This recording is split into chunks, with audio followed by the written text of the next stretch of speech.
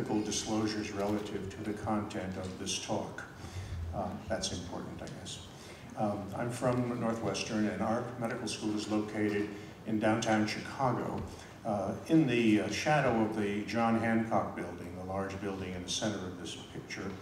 And this is the picture of the Prentice Women's Hospital and Maternity Center of Northwestern University. It's a maternity hospital, opened in 2008. We deliver about 12,000 to 13,000 patients annually and do a comparable amount of gynecologic surgery.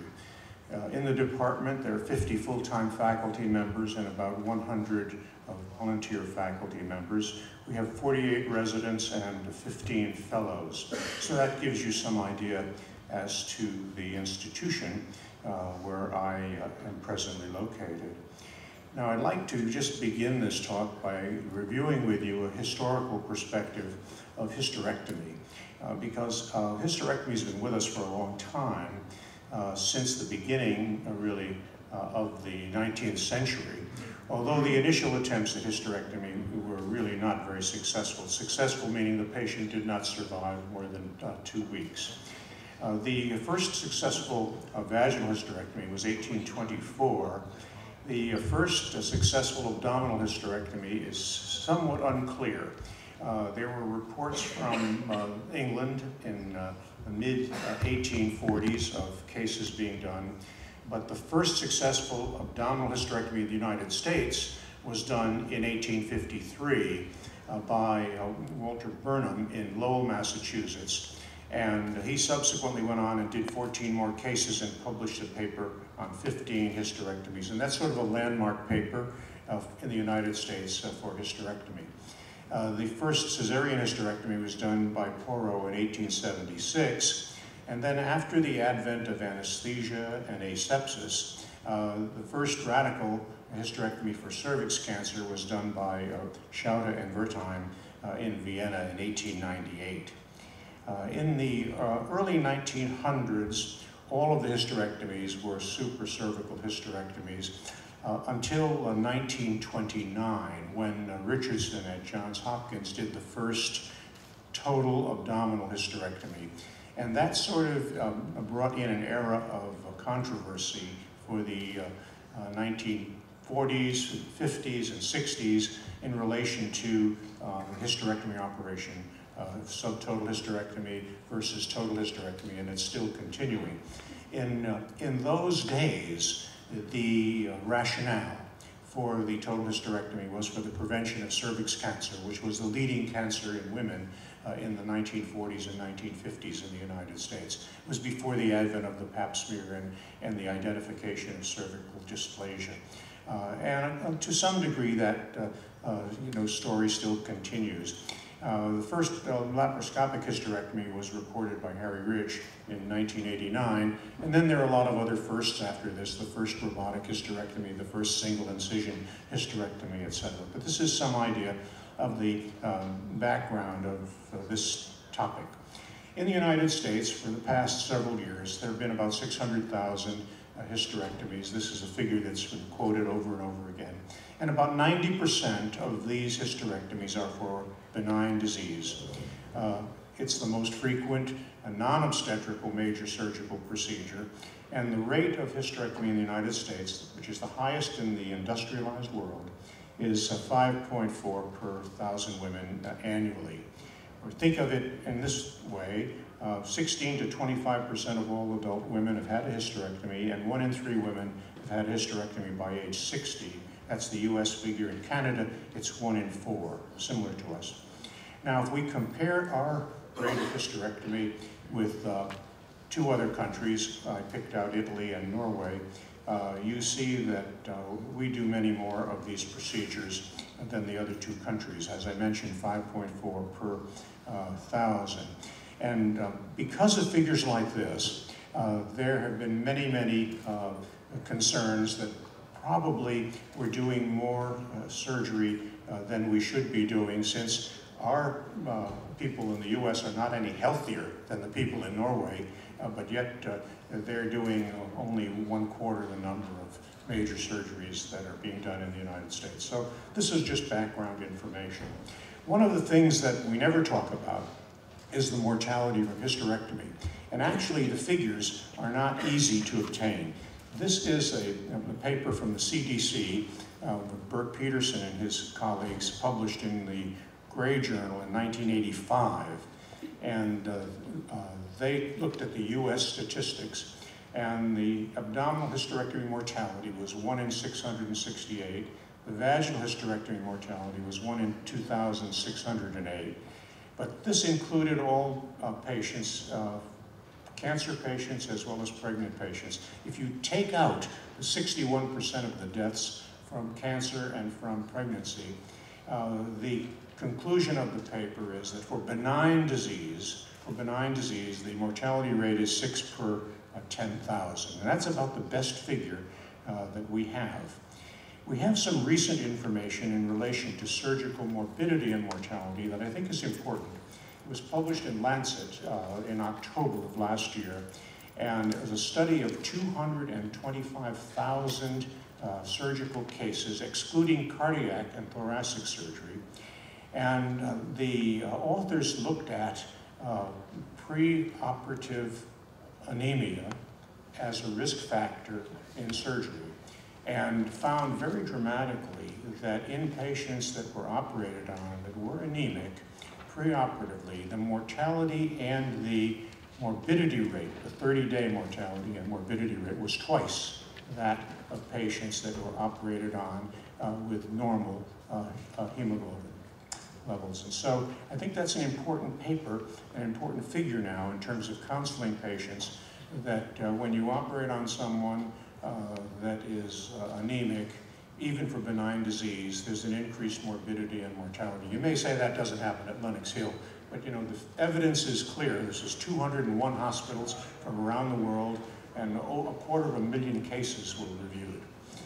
Anyway, why should we be interested in alternatives to hysterectomy? Well, there are at least 3 reasons. There may be many more. New surgical and non-surgical techniques are now available. Minimally invasive surgical techniques have been introduced and have been widely accepted.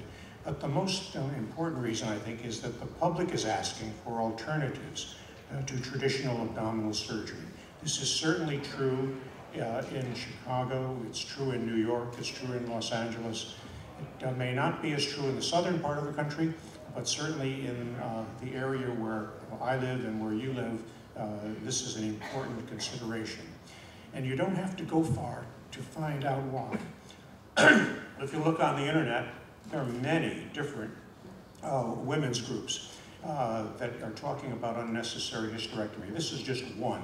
It's the National Women's Health Network, and this is the introduction to their website. The Women's Health Network believes that unnecessary hysterectomies have put women at risk needlessly, and that healthcare providers should recognize the value of a woman's reproductive organs beyond their reproductive capacity and search for hysterectomy alternatives before resorting to life-changing operations. This is just one statement. There are many, many more like this.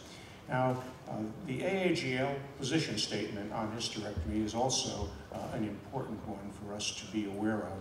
It was published in 2010, and this is the AAGL statement. It is the position of the AAGL that most hysterectomies for benign disease should be performed either vaginally or laparoscopically, and that continued efforts should be taken to facilitate these approaches. That's the benign part of the statement. Surgeons without the requisite training and skills required for the safe performance of vaginal hysterectomy or laparoscopic hysterectomy should enlist the aid of colleagues who do, or should refer, and that's the key word, refer patients requiring hysterectomy to such individuals for their surgical care. This caused quite a bit of discussion at the American College, as you can imagine, and I think is still causing discussion about this statement of the AAGL. Anyway, in the United States, in recent years, what we've seen is a decrease in abdominal hysterectomy, and an increase in laparoscopic hysterectomy, including robotic hysterectomy, an increase in subtotal hysterectomy for a variety of reasons, and an increase in vaginal hysterectomy. And here are the figures from our own hospital for the last 5 years, 4 or 5 years. And you can see the line for vaginal hysterectomy, which is the white line, is fairly constant. The red line is the increase in robotic hysterectomy, and the green line is the increase in laparoscopic hysterectomy. And then the yellow line is the decline in abdominal hysterectomy. And this is a scenario that has been repeated, I think, in many hospitals throughout the United States. Now, what about alternative therapy for hysterectomy? It began in the 1990s with the introduction of endometrial ablation, first generation and second generation endometrial ablation. Also, in the 1990s, uterine artery embolization was introduced. And in the decade in the 90s, between 1990 and 2000, myomectomy returned as a very fashionable operation, whether it be abdominal, laparoscopic, or hysteroscopic. And we'll talk about this in a moment. In the year 2000, cryomyolysis was introduced, but it was pretty rapidly abandoned as a technique that wasn't terribly effective. The levonorgestrel IUD was introduced 10 years ago and has become very popular and very valuable in our treatment. MRI-guided focused ultrasound was introduced in the United States in 2004, and we'll talk about that later.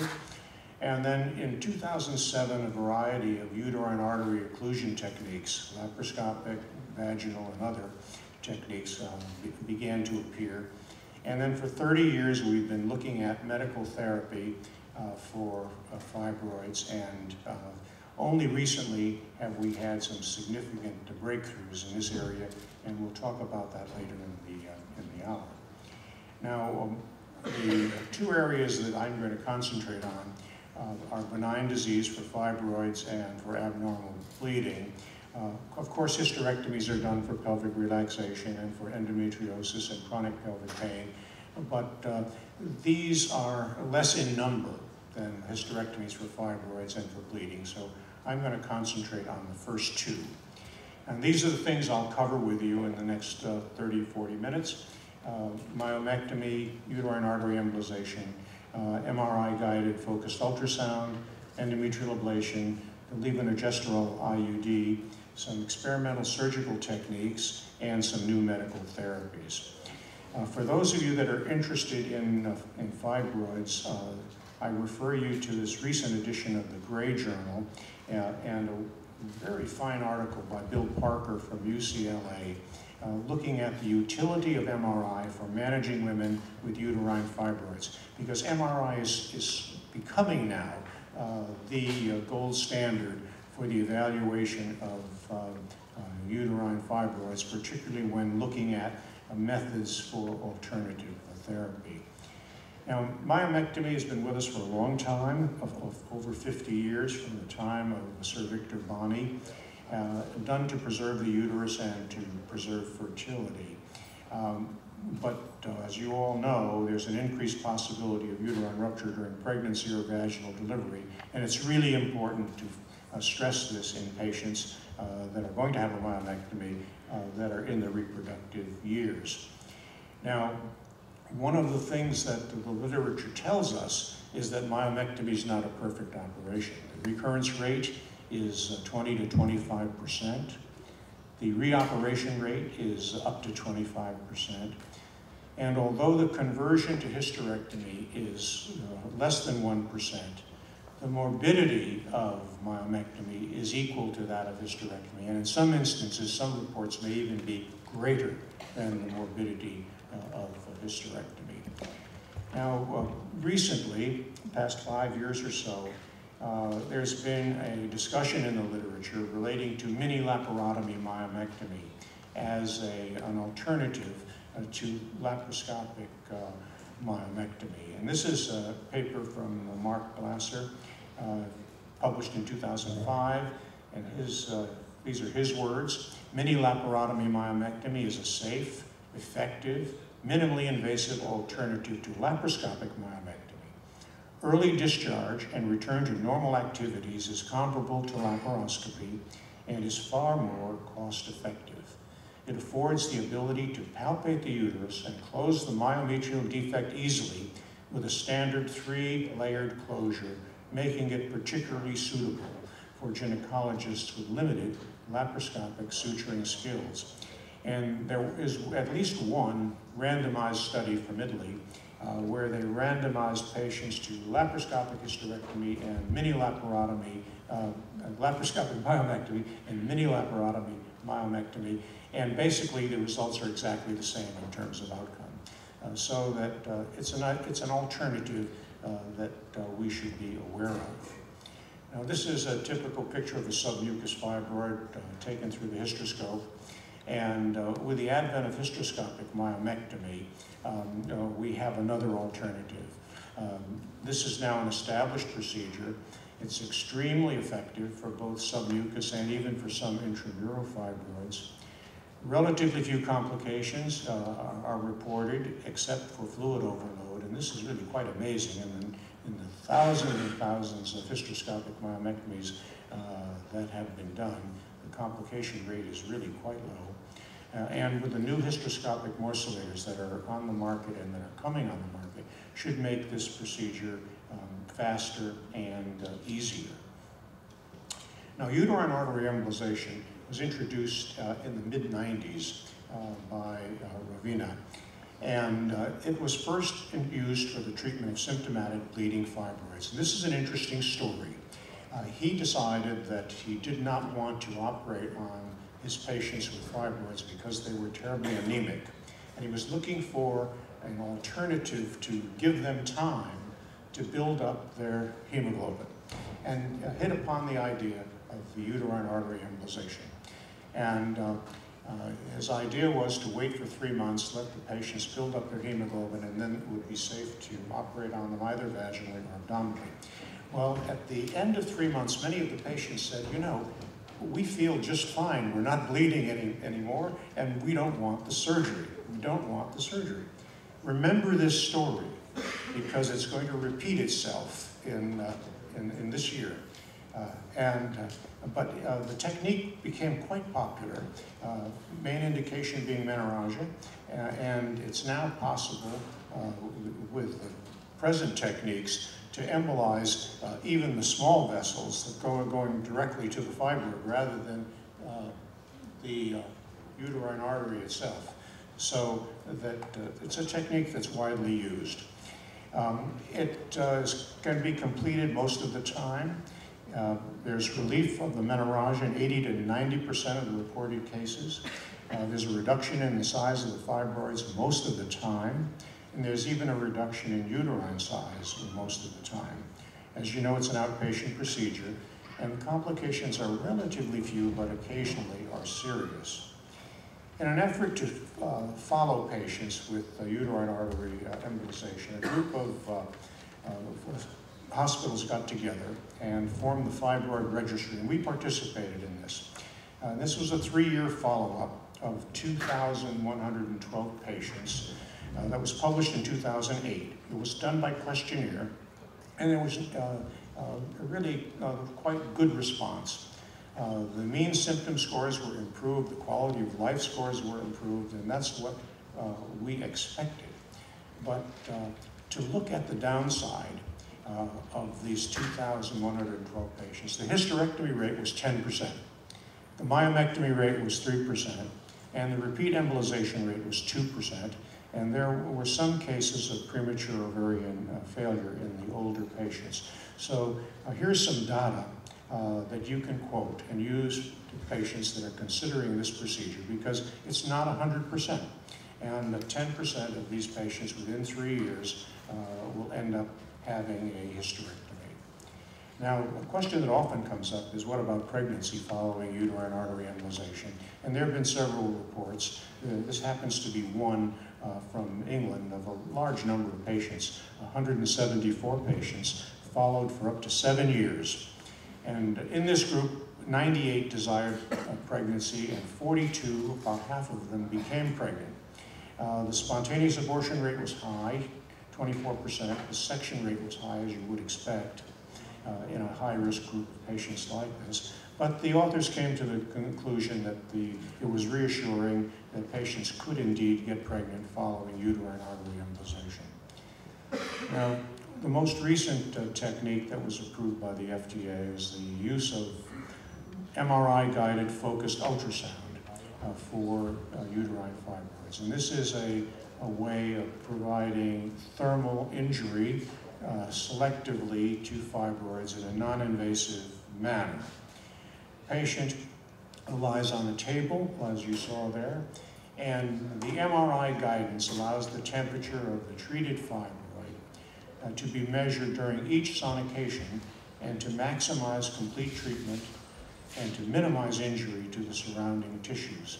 It's the same type of non-invasive surgery that's used by the neurosurgeons, for example, and it's being used in other areas now, including for the treatment of breast tumors in Japan. So it's an interesting new technology. The treatment usually takes about 3 hours and is done on an outpatient basis. There's minimal discomfort, which is quite interesting because the process is coagulative necrosis, not ischemic necrosis, as in patients with uterine artery embolization. I'm sure you know in patients that have had artery embolization that they do have a lot of post-procedure discomfort. With MRI-guided focused ultrasound, since there's no ischemic necrosis, it's all coagulative, there's minimal discomfort. Now here is a gadolinium scan of a fibroid before and after therapy. And you can see that after therapy, there's absolutely no perfusion, no blood flow through the fibroid. And this is the basis for the treatment because the fibroid will then shrink. Now, this technique was approved in the United States in 2004. It had been used in Israel and in Europe earlier. And the main indication is symptomatic fibroids, especially fibroids causing pressure symptoms. The ideal fibroid for treatment with this technique would be a fibroid that was pressing on the dome of the bladder. Now, several thousand patients have been treated, both in the US and elsewhere. And fibroids up to 20 centimeters in size have been treated, although most fibroids are much smaller in size. As I mentioned a moment ago, the process is central coagulative necrosis and shrinkage, and 80% or more of the patients report improvement. There are relatively few long-range studies with this technique. This happens to be one paper that was published 2 years ago from a single institution of a 12-month follow-up of 130 patients that were treated between 2005 and 2009. And 88% of the patients reported relief of symptoms, and the conclusion of the authors was that this technique is a non-invasive treatment option that can be used effectively and safely to treat uterine leiomyomas and deliver significant and lasting symptom relief for at least 12 months. We do not have any long-range studies on this technique.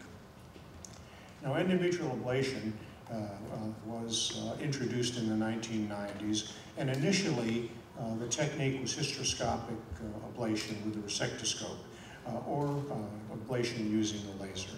This was a laborious procedure and was not generally adopted by our profession until the second generation endometrial ablation techniques were introduced. And these have now become almost universal because there are many devices that are on the market and they're all effective.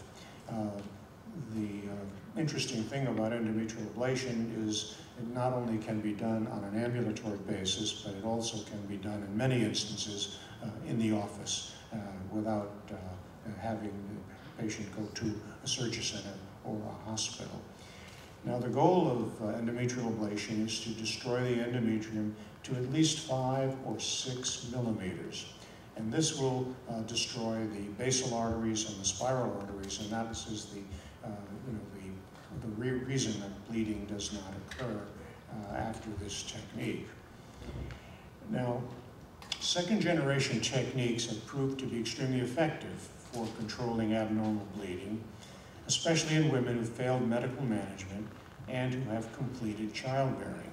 And the important thing today is that reduction of menstrual flow is adequate symptom control, and achievement of amenorrhea is not really important. In the early days of endometrial ablation, when we were using the resectoscope, our goal was amenorrhea. This is not really necessary. It's been shown that it's not necessary as long as one can reduce the menstrual flow.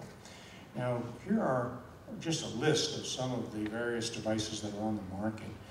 There are liquid-filled balloons that are very effective, and ThermoChoice was the first one to be brought to market.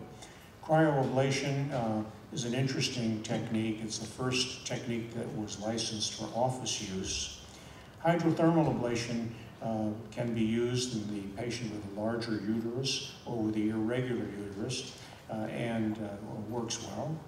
And bipolar radiofrequency ablation has become extremely popular, at least in the Midwest, and I'll talk more about that in a moment from our own experience. And microwave ablation was primarily popular in the United Kingdom and in Canada. Now, this is a study from our own institution of the Nova Shore, where following the procedure, a year after the procedure, we asked patients about their menstrual function. There was a small percentage of patients that were amenorrheic, but not very many. Most had reduced menstrual flow or were eumenorrheic. There was a reoperation rate in 1 year of 3%. We don't do that any longer. But the patient satisfaction rate with this technique and with the other techniques that are on the market, the patient satisfaction rate is usually pretty high, 90% or more. Now, this is a study from the United Kingdom, the National Health Service hospitals, looking at hysteroscopic resection and second-generation endometrial ablation with a thermal balloon or with microwave from 1989 to 2004, over that 5-year period. And over that period, and you can see that as the second-generation techniques became available, the hysteroscopic resection started dropping off. But more importantly, from the same study, you see here the hysterectomy rate for abnormal bleeding and the endometrial ablation rate. As the endometrial ablation rate goes up, the hysterectomy rate comes down. And we have similar data from the United States. This is for a period 2002 to 2009, and these are hysterectomies for menorrhagia. And you can see that the numbers are going down, and this is in part attributed to endometrial ablation. It may be due to other things as well. Now, the endometrial ablation procedures allow patients to avoid hysterectomy in 80% of the time in the first 3 years. But effectiveness of endometrial ablation decreases with time, and patients should be aware of this, because after 5 years, there's a 25% hysterectomy rate. And so this is one study. This is another study that was published in the Green Journal of hysterectomy versus endometrial ablation for dysfunctional bleeding.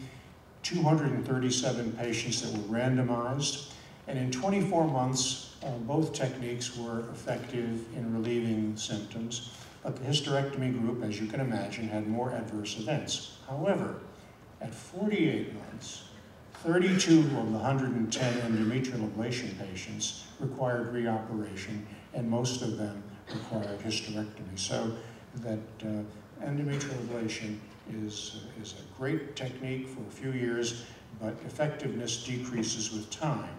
Therefore, when ACOG came out with their recommendations in 2007, these are the two things they highlighted.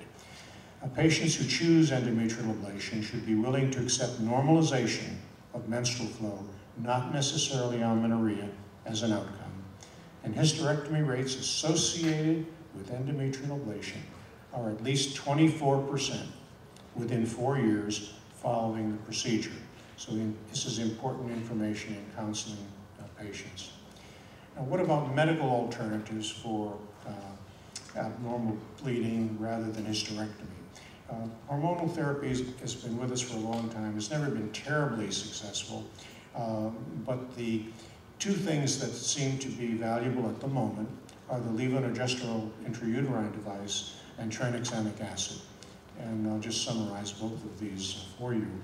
The levonorgestrel IUD was originally introduced as a long-acting intrauterine contraceptive device, but subsequently it proved to be very useful in the management of patients with abnormal uterine bleeding because of the direct progestational effect on the endometrium.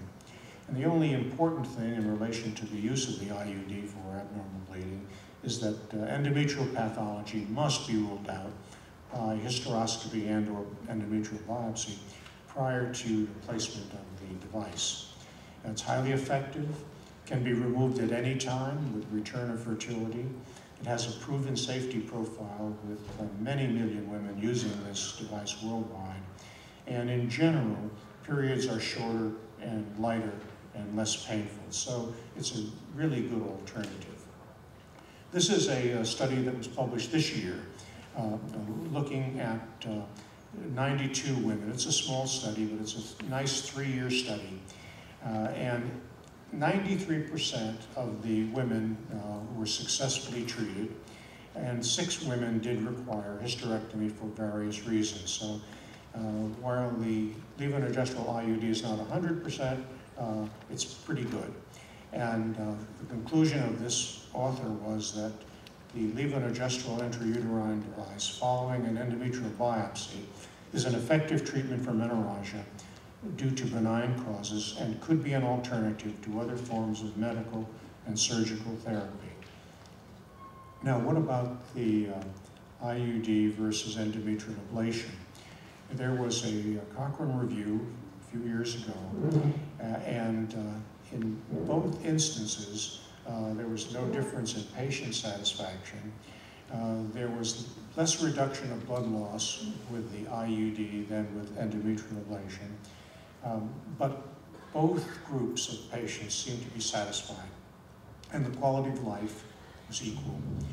Now, Andy Kaunitz did a review in the Green Journal recently with a meta-analysis, and the findings were very similar. I'd like to speak briefly about tranexamic acid. Michael, you didn't unscrew this for me. And this is the first study from the US. It's a multi-center, double-blind, placebo-controlled trial of 300 women for 3 menstrual cycles. And the endpoint was mean blood loss reduction. The mean blood loss prior to therapy was about 80 milliliters per cycle, qualifying these patients for menorrhagia. And it was reduced to less than 50 milliliters per cycle over the 3 months of the study. And the conclusion was that 4 grams a day of tranexamic acid was both effective and well tolerated, something we knew from the international literature because it's been used in Asia, it's been used in Europe for a long time. The only downside, of course, is the cost. And so it hasn't become, even though it's been on the market now for 2 years, it hasn't become widely adopted by the gynecologic community. Now, what about experimental surgical techniques and new medical therapies? These are the last things that I am going to talk about, because I'm sure you're familiar with all of the things that I've already talked about. Now, there are many techniques that have been tried for uterine artery occlusion. It started about 5 years ago. Either laparoscopic occlusion, vaginal artery ligation, or an interesting device that was a uterine artery clamp with Doppler monitoring that would slowly, in a non-invasive way, clamp down on the uterine arteries transvaginally for about 6 hours. and then this would would be similar to a uterine artery embolization. Patients had to be given epidural anesthesia because it was uncomfortable, but it did result in fibroid reduction and reduction of bleeding. It's still under investigation. In my opinion, it doesn't look terribly promising, but people are still pursuing this technique. The HALT procedure is one that is on the horizon. HALT stands for hysterectomy alternative. And this is a radiofrequency ablation that is done through the laparoscope. The concept is that there's intra-abdominal ultrasound, similar to the ultrasound that the surgeons use for liver tumors, to outline the fibroid. And then an electrode is placed percutaneously under laparoscopic and ultrasound guidance, with the surgeon controlling both the ultrasound transducer and the electrode. And what happens is the fibroid is treated, there is thermal destruction, and then this is followed eventually by resorption. Present clinical trial is limited to 6 fibroids per patient in the therapy, and so this may mean that the utility is somewhat limited, but I think the procedure is going along well, and it may be something that we'll see on the market in the reasonably near future.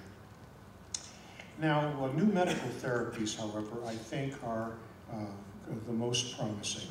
We've had hormonal therapy for a long time.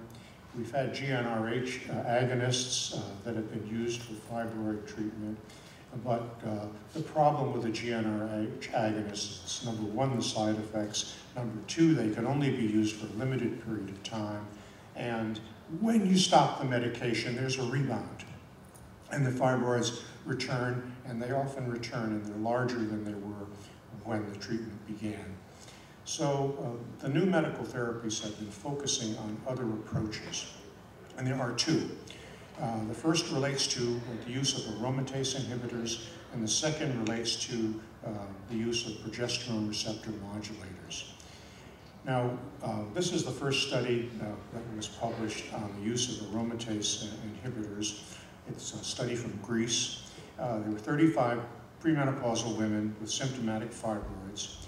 They were treated for 3 months prior to surgery. There was a 56% decrease in volume, plus an increase in hematocrit. And so that it looked like this might be a good approach. And this approach is still being continued, particularly with one of the investigators at Northwestern. And I think it may hold some promise for the future. However, the most promising medical therapy at the moment is with the use of progesterone receptor modulators. Now, some years ago it was shown that progesterone is a growth factor for uterine myoma cells. It's not a growth factor for uterine muscle cells. So that makes it sort of a unique situation.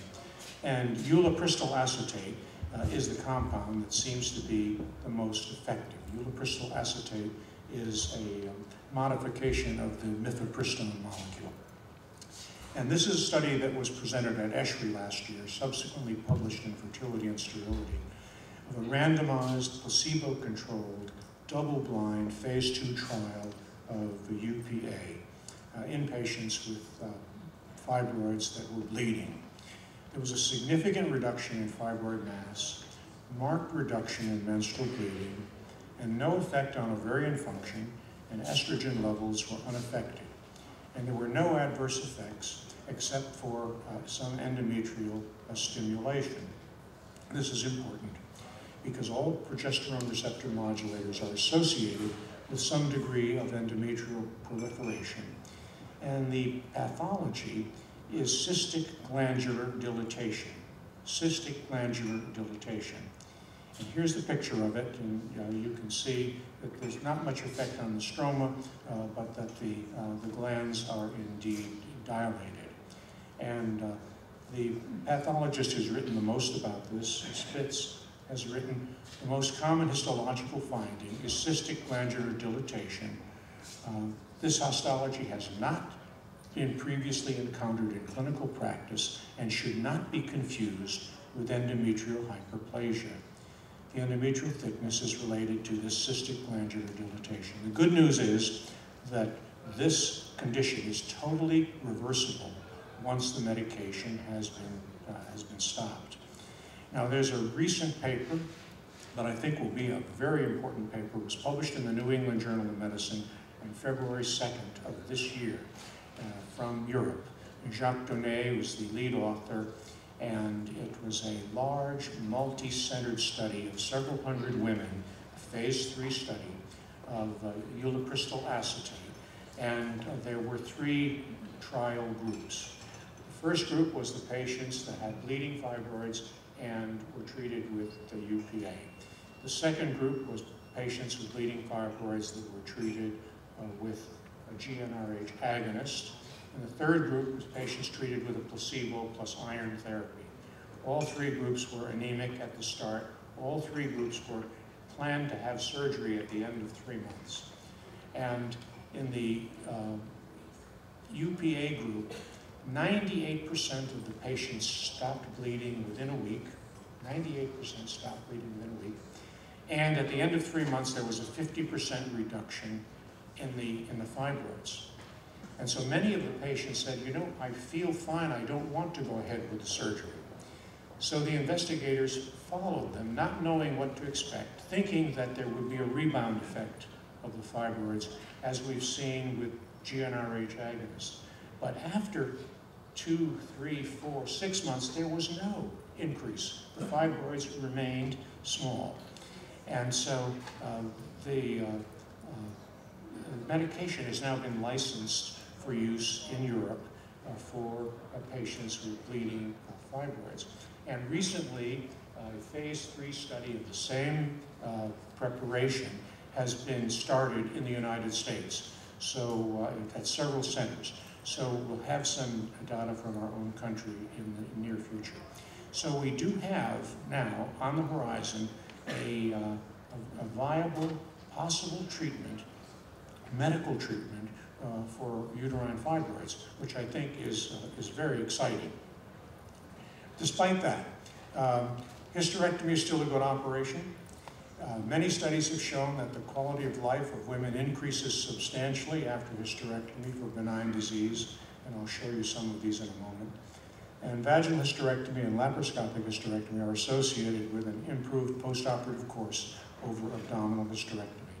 These are 3 take-home points that I'd just like to stress for you. Now, quality of life after either laparoscopic hysterectomy, vaginal hysterectomy, or abdominal hysterectomy. Many papers that have looked at this, summarized in this article in the European Journal in 2008. But the paper that I think is a very good one is Ray Gary's report from the United Kingdom that was published in the British Medical Journal, where he looked at 876 of his own patients and looked at health, looked at body image, looked at sexual activity, and found that the quality of life increased at 6 weeks for the laparoscopic hysterectomy group patients, but at the end of 1 year, it didn't make any difference on the route of hysterectomy. The quality of life in patients with all different types of hysterectomies was greatly improved. So alternatives to hysterectomy. These are some points that I think are important. Patient counseling is extremely important in discussing alternatives to hysterectomy with patients. And while hysterectomy is 100% successful in treating benign uterine pathology, alternative methods are not 100%. And I've given you some of the background data and the evidence that you should know if you're going to recommend alternative therapies to patients. The options should be presented on the basis of reported evidence, and as you know now, we do have pretty good evidence for most of the techniques. And patients should be involved in the decision-making process. So all of that information is available now, as Dr. Devon mentioned, on the Global Library of Women's Medicine.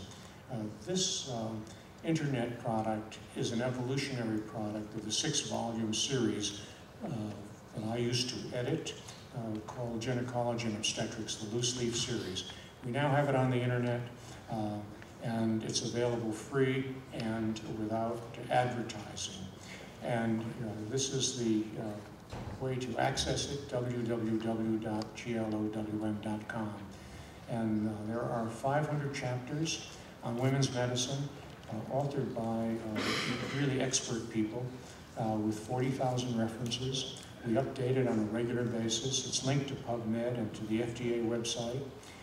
We have a video library of surgical procedures, a video library of ultrasound procedures. We have 2 complete books, one on postpartum hemorrhage and one on repair of vesicovaginal fistulas.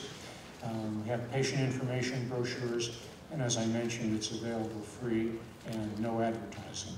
The editor may get nothing for doing this. I do it because I want to do it. All the authors have contributed the work without compensation.